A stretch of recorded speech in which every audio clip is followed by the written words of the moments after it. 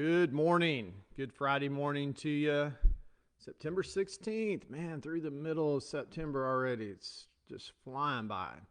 Man, I hope you guys had a great week or having a good Friday. So I want to talk about something today. So many people who are achievers and pursuing achievement, trying to better their career, life, whatever it is that they're working on, a lot of times gets in this mode where we want to make it happen. I've been there many, many times in my life. Honestly, it's created a lot of frustration 99.9% of the time.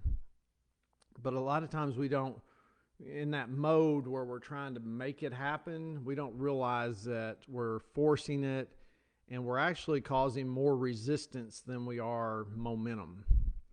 And I think there's a way to shift this. I think there's a positive way to use this make it happen mentality. I don't think it's a bad thing. I think it's all geared towards getting somewhere and doing something great.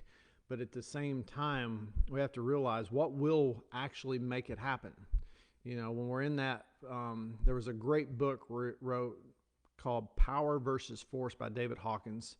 I know a guy that uses this information to coach professional NFL players and baseball players. He helps them get out of slumps with this type of information. But anyways, what's interesting is anytime we're trying to, a lot of times when we're in that make it happen mode, we're in a forceful mode. And in that book, force creates resistance. What creates progress, momentum? Power does in his terms. But how do you create power? For me personally, if I focus on leveraging things that I have to work with, my resources, my ideas, whatever it is, if I focus on leverage, the byproduct of that makes it happen. That's what creates the progress. That's what creates the momentum. So a lot of times when we're in this make it happen mode, we're like, what can we do? And a lot of times we're just forcing stuff that we're already doing. We're trying to force an outcome that's not going to happen from whatever it is we're already doing. So the question for you today is what if you switched your mindset to a leveraging mindset?